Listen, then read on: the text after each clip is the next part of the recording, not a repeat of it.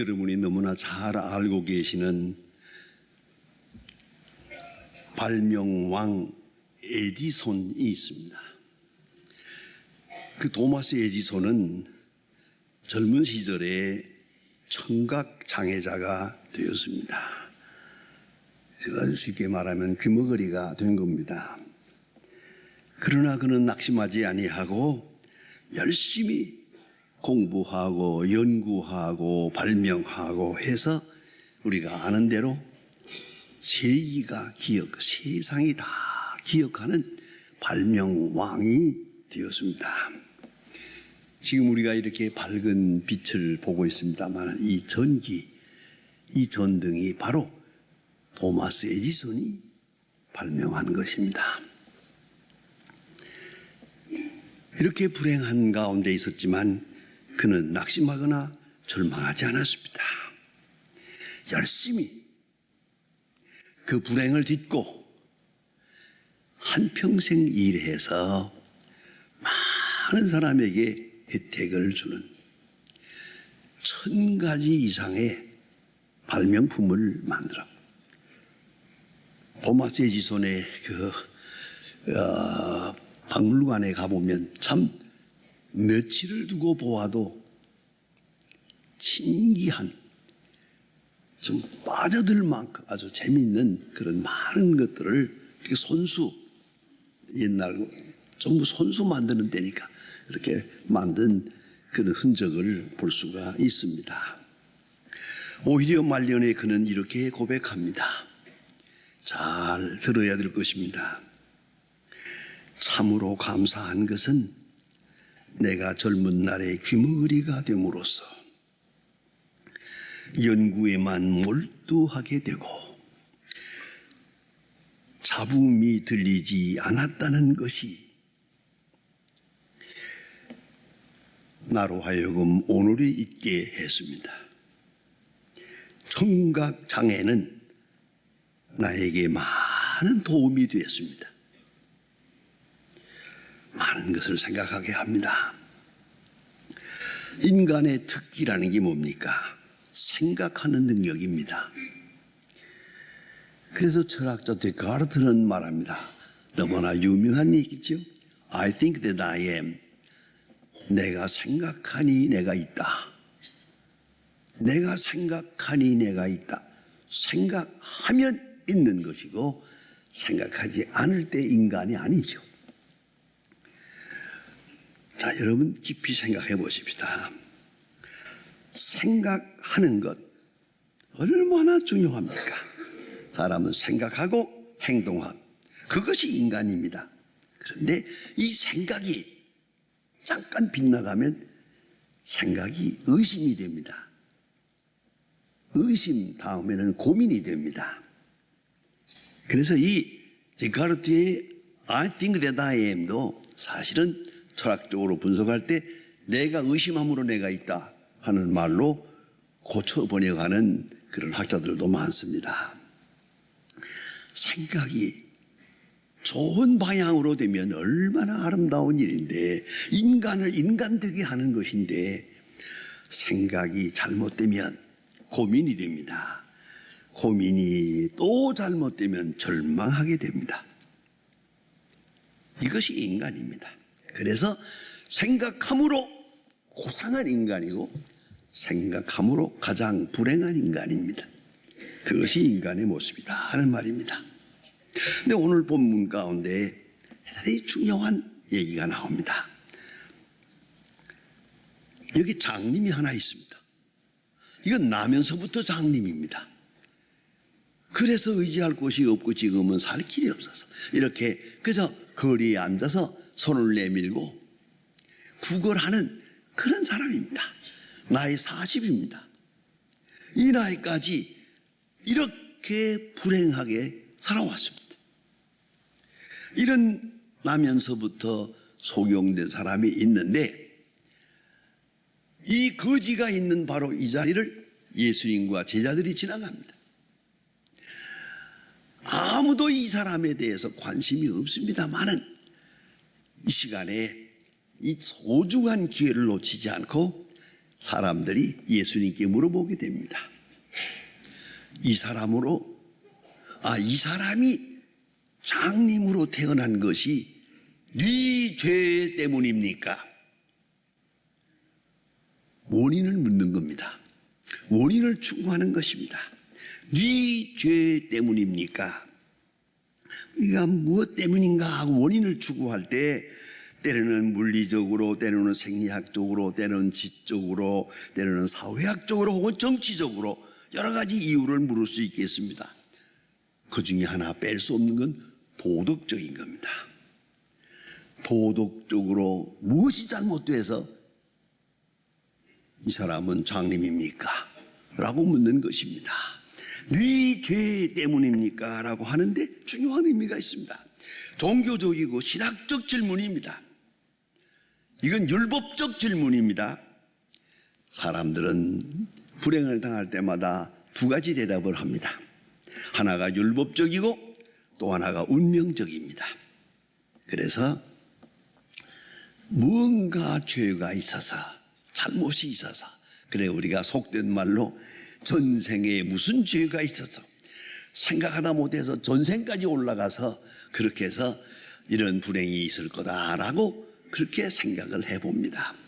그런 율법적 추리가 있고 또 하나는 운명적인 겁니다. 뭐 이럴다 저럴까 없고 이건 숙명적으로 이런 운명을 타고났다 합니다.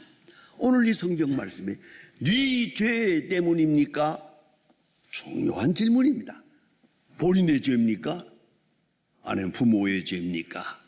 본인의 죄라면 나기 전에 무슨 죄가 있습니까? 부모의 죄라면 본인은 억울한 거 아닙니까?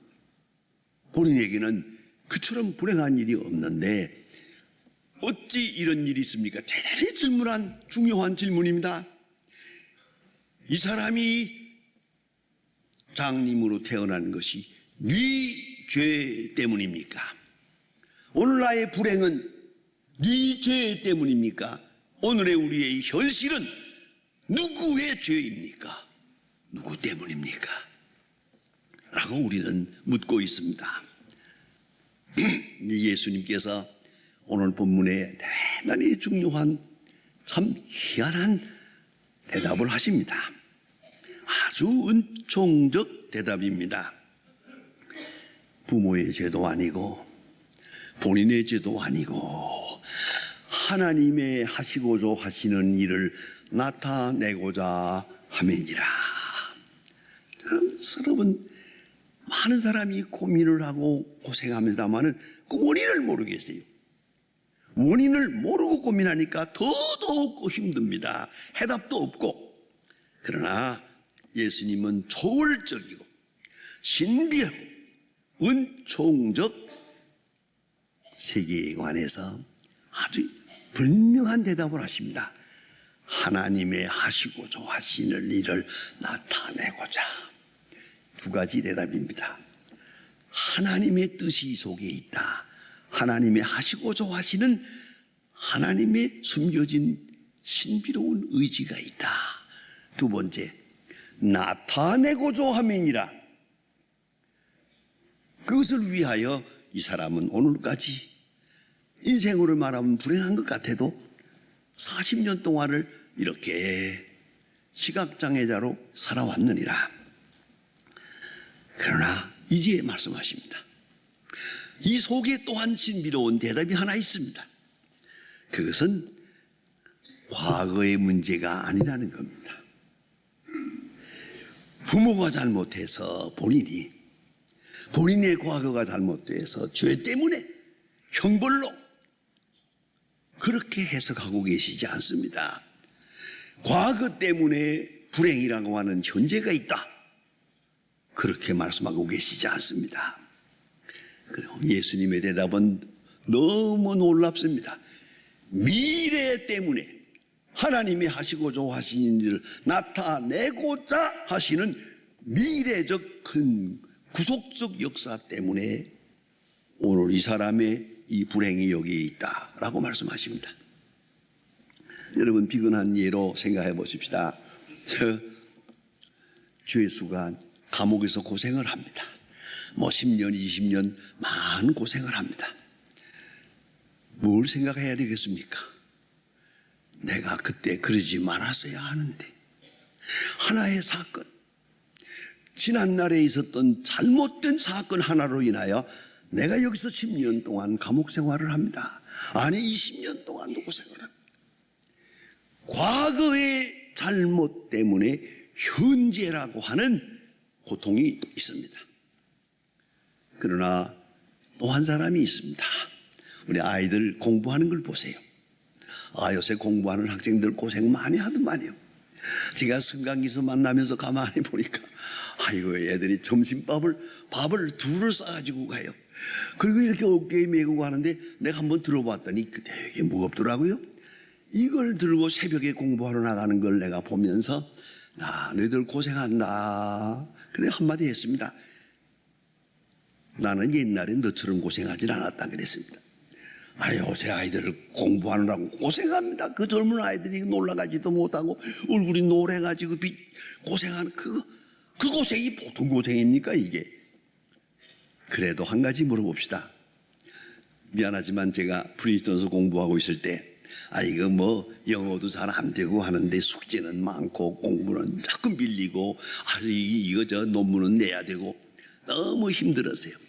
네, 이미 돌아가신 분입니다만 미안합니다. 제 친구 구영환 박사가 너무 힘들어요. 그 양반은 더더욱 결혼하고 6개월 만에 왔어요. 그러니까 그 마누라 생각도 나고 여러 가지로 힘들어가지고 그 현실을 이기기 어려워서 종종 밥 먹을 때 잠깐 만나면 그래요. 목사님 왜? 우리는 전생에 무슨 죄가 많아서 이 고생을 하는 겁니까? 그러면 내가 그러면 집어치우고 가라고 뭐 그럼 안 하면 되잖아 했더니 그럴 수도 없잖아요 지금 형편이. 여러분 가끔 우리는 전생에 무슨 죄가 많아서 이건 과거죠. 어떤 데간에 과거의 얘기입니다. 과거 때문에 현재가 있다는 겁니다. 예수님의 말씀은 아닙니다. 미래 때문에 현재가 있다. 여러분 잊지 말아야 합니다. 이 엄청난 차원의 이건 다른 해석입니다. 미래 때문에 밝은 미래 큰 영광의 미래 때문에 오늘 나의 이만큼의 고생이 여기에 있는 것이다. 예수님 말씀하십니다. 그리고 다음 단계가 있습니다. 하나님이 하시고자 하시는 일, 하나님의 경륜, 하나님의 섭리가 여기에 있다. 그 다음에 나타내고자 함이라. 이건 계시입니다. 아포칼립스 있습니다. 계시, 나타내. 하나님이 하시고로서 하시는 일이 그대로 숨겨 있어서는 안 됩니다. 여기서 나타내야 됩니다. 나타내고자 하는 그 현실화의 사건, 이 구원의 사건을 위하여 이 사람의 불행은 여기에 있다라고 말합니다. 그러기 위해서 가장 귀중한 일은 예수님과의 만남입니다. 이 시각장애자가 나면서부터 소경된 이 사람이 예수님을 만납니다. 문제는 여기에 있습니다. 예수님을 만나게 되는 그 길로 하나님의 경륜이 인도하셨고 예수님과 1대1로 만나는 소중한 만남의 관계를 가집니다. 그러므로 하나님이 하시고자 하시는 일이 나타나게 됩니다. 만남의 사건은 중요합니다. 여러분, 그 언제라도 예수님을 만나야 됩니다. 나와 예수님과 1대1로 아주 종말론적으로 만나야 합니다. 예수님과의 만남, 내 일생의 처음이자 마지막 그 만남의 관계가 오늘 이 사람의 불행의 문을 열 수 있는 겁니다. 그리고 만날 때 예수님이 말씀하셨고 또 이 사람은 예수님의 말씀을 듣고 순종합니다. 근데 이 오늘 본문 말씀은 아무리 생각해도 인간적으로는 좀 이해가 안 되는 거예요. 아니 그냥 손으로 눈을 만지면서 눈을 떠라 그러시면 되잖아요. 늘 그래 왔잖아요. 오늘따라 이 예수님이 이상하게 행동합니다. 침을 땅에다 뱉어가지고 이걸 또 이겨가지고 침으로 이긴 진흙을 눈에다 발라세요. 여러분 죄송합니다만은 장님의 눈이라고 눈이 아닙니까? 이거 먼지만 들어가도 아픈 건데 그거 그래 이게 뭐 하는 짓이요? 이게 이래놓고 떡 발라놓은 다음에 나는 이 사람이 이것까지 참았다는 거 용하여 나 같으면 안 참아요. 그렇잖아요? 이거 뭐 하는 짓이요? 이게 하던데 이걸 꾹 참았어요. 예수님 말씀이 당장 눈을 떠라 뭐 그러지 않은 거예요. 실로암에 가서 씻어라. 실로암까지가 한 오리거리가 됩니다. 이 사람이 지팡이 짚고 어정어정 가려면은 이거 저 2시간 거리입니다. 이게 그런 거리예요. 실로암에 가서 씻어라. 그리고는 예수님은 사라졌습니다. 그 다음 설명이 없습니다. 그러면 어떻게 된다는 말도 없습니다. 이 사람이 지팡이를 짚고 혼자서 어정어정 실로암까지 가는 모습을 한번 상상해 보세요. 대단한 믿음입니다. 얼마나 의심이 많았겠습니까? 예? 그렇게 생각했을 거예요. 일진이 사납다. 어쩌다가 내가 이거 뭐 하는 짓이야 지금? 지금 내가 뭘 하고 있는 거야? 그러나 그분이 내게 말씀하셨어. 실로암에 가서 씻으라 해서 그럼 씻는 거지. 무슨 예의가 필요한가? 그렇게 실로암까지 가서 본인이 실로암 연못에 가서 눈을 씻고 눈을 뜹니다.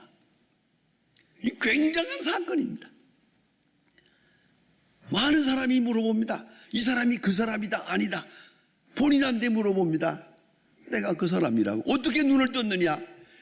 예수라 하는 분이 그거 가서 씻으라 해서 씻었더니 눈을 떴노라. 그 사람 어디에 있느냐 모른다고. 그럼 당신 뭐예요 도대체가? 이 교리적으로 그때 하는 말이 내가 한 가지 아는 것은 그가 내 눈을 뜨게 했다는 거다. 그 외에는 나에게 묻지 마라. 이렇게 대답합니다. 얼마나 간단한, 얼마나 확실합니까? 실로암에 가서 씻으라 말씀하시기에 그대로 믿고 순종했더니 눈을 떴노라. 내가 한 가지 아는 것은 그분이 나 눈을 뜨게 했다 라고 간증하고 있습니다. 이 확실한, 이 절대적 간증입니다. 그분이 말씀하셨고 그분이 말씀한 대로 순종해서 내가 눈을 떴노라. 이 사람이 실로암까지 가는 길을 한번 상상해 보세요.